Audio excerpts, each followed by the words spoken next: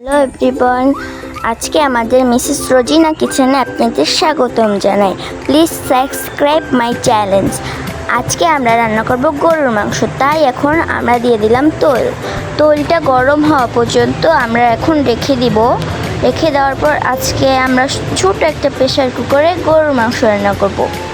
এখন দেখুন আমরা আস্তা পেঁয়াজটা 4 পিস আস্তা পেঁয়াজ দিয়ে দিলাম, তারপর দিয়ে দিলাম তেজপাতা দেওয়ার পরে হালকা একটু লাড়িয়ে নিলাম। একটু হালকা হালকা ভাজা যতক্ষণ না হবে ততক্ষণ আপনি এরকম রেখে দিতে পারেন।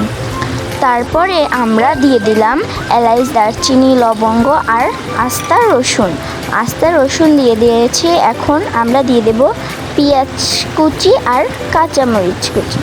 এগুলো দেওয়ার পর এখন আমরা সুন্দর করে মিক্সড করে নেব। যতক্ষণ হালকা হালকা ভাজা না আসবে আপনারা এরকম মিক্সড করে নেবেন। এই দেখুন সুন্দর একটা হালকা হালকা কালার আসছে। তারপর আমি দেব আদা রসুন পেঁয়াজ বাটা দেওয়ার পরে একটু পরে আমরা দিয়ে দেব এখন দিয়ে দিচ্ছি ধনিয়া বাটা আর জিরা বাটা। জিরা বাটার পরে এখন আমরা সুন্দর করে মিক্সড করে নেব। যতক্ষণ আপনাদের একটু সুন্দর স্মেল না আসবে ততক্ষণ আপনারা লাড়াবেন। তারপর আমি দিয়ে দিলাম 1 চা চামচ হলুদের গুঁড়ো, তারপর পরিমাণ মতন দিয়ে দিলাম মরিচের গুঁড়ো, তারপর দিয়ে দিলাম স্বাদ মতন লবণ। দেওয়ার পরে এখন আমরা আর একটু লবণ দিয়ে দিচ্ছি স্বাদ মতো। এখন আমরা সুন্দর করে মিক্সড করে নিব। মিক্সড করার পরে এখন সুন্দর একটা স্মেল আসার পরে এখন আমরা আর একটু সুন্দর করে লাড়িয়ে নিলাম। দেখুন কত সুন্দর একটা কালার আসছে। তারপর আমরা দিয়ে দিলাম গরুর গোশ দেওয়ার পর আমরা আমাদের পরিমাণ মতন আমরা গরুর গোশ দিয়ে দিলাম।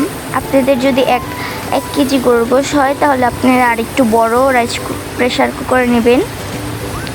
তারপর এই যে আমার আম্মু দেখুন সুন্দর করে লাড়িয়ে নিচ্ছে।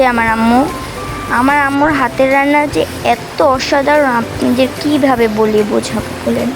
তারপর এই দেখুন সুন্দর করে লাড়িয়ে নিচ্ছে।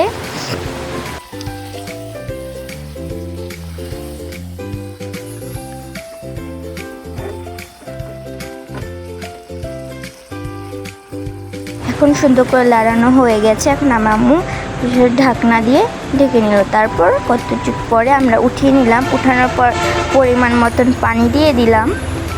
পানি দেওয়ার পর এখন আমার আম্মু ঢেকে নেবে। ঢাকার পর যতক্ষণ না হবে ততক্ষণ আমরা রেখে দিচ্ছি। দেখুন আমাদের গরুর গোশ রান্না করা শেষ। আজকে আমার আম্মু অনেক সুন্দর করে গরুর গোশ রান্না। এখন আমি আপনাদের টেস্ট করে দেখাবো। কি গরম ভাত, গোশটা অনেক গরম তো তাই এরকম হচ্ছে।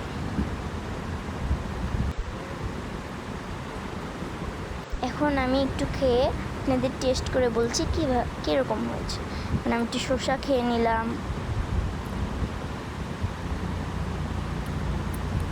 এখন আমি আরেকটু